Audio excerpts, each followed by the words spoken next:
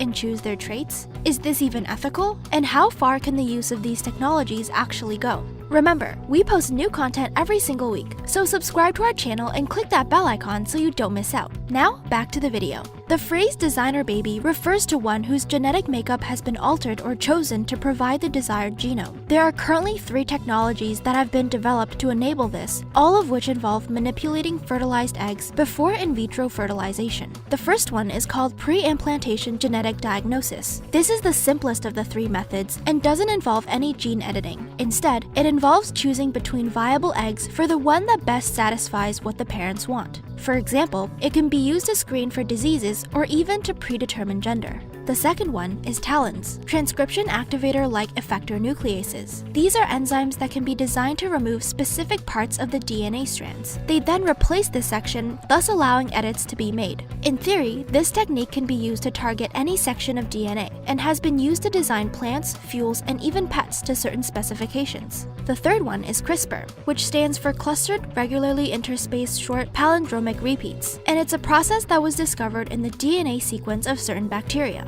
Their DNA contains snippets of the DNA of viruses that have previously attacked them to allow them to recognize any threat in the future. The method by which this new DNA becomes a part of their own has been replicated to allow the modification of other DNA strands. This again, in theory, allows edits to be made to any part of the genome. So can these methods be used on humans? Of these 3, only the use of pre-implantation genetic diagnosis is already being used for human pregnancies, with the first known case being as early as 1988. There remains a long way to go before the other 2 methods are deemed safe enough for human use. And as far as we know, there have not yet been any uses on a human embryo. Despite only one of these methods being currently used, there are a number of options that are available to parents. Eggs can be screened for gender, appearance, intelligence, disease, and personality. Of these, the most common type of screening is for diseases, particularly for couples who are at high risk of passing them on to their offspring. Screening for other aspects remain highly controversial and in most countries illegal.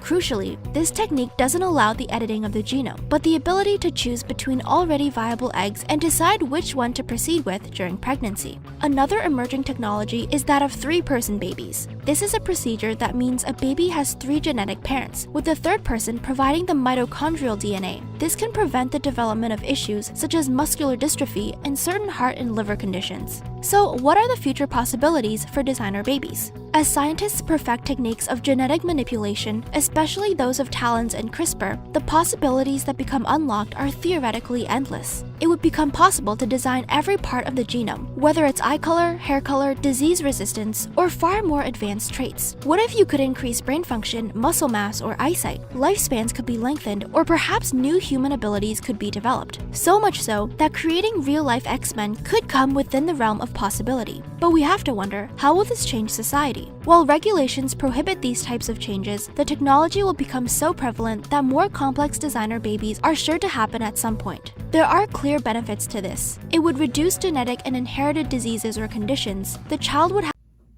Okay, hi, good evening. So I'm gonna be doing my persuasive claim on designer babies. So that's basically about like mutually engineering babies before they were born. So imagine designing your own clothes. Imagine choosing the colors and the style and what it's gonna look like. And imagine just having that power for your own. What if you could do that to your own baby? How would you guys feel about that? So there is an actual term of a designer baby. Nowadays, because of how advanced the world has become, a designer baby is a baby whose genetic makeup has been selected in order to eradicate a particular defect or to ensure that a particular gene is present. So I'm going to be going over health issues, inequality, and shortcomings. So for health issues for babies that go through genetically engineering, any person can be prone to developing a health issue. The average human strives to maintain a healthy lifestyle, of course, to make a baby have a certain eye color, have a hair color, skin tone, to make them skinny, taller, etc. And those things that you can change for the baby can cause the baby to have serious health issues later in his or her life, or even possible death later on, or even when they're born.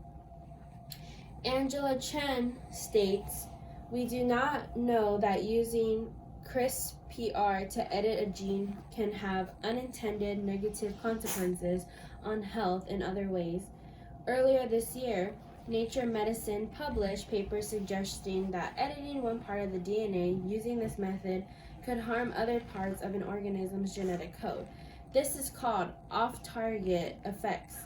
For example, it's possible to accidentally disrupt a system that protects from eye cancer when using CRISPR to edit something completely different. End quote, Chen.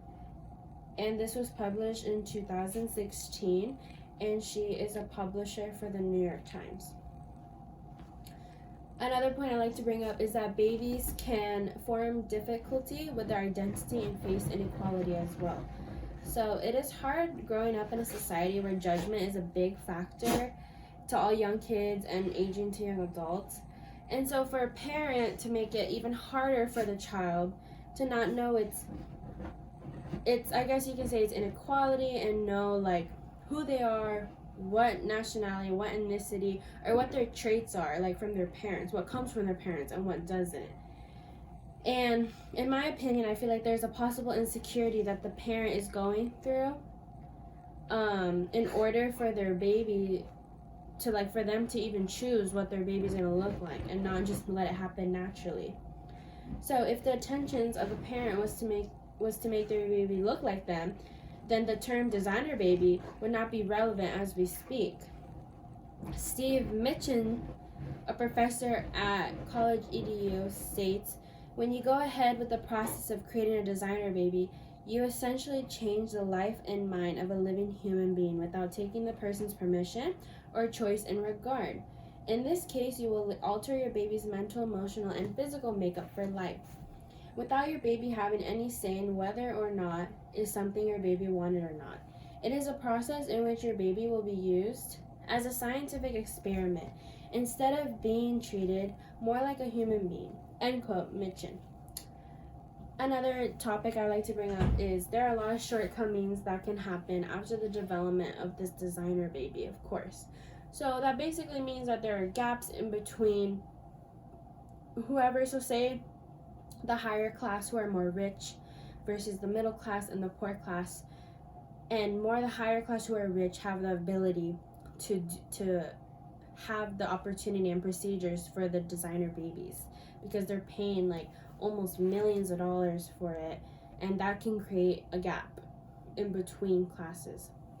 So miscarriages are a common problem for many families that are expecting, of course, and having the mentality of being excited forming one's baby and possibly leading it to an unborn baby is tragic.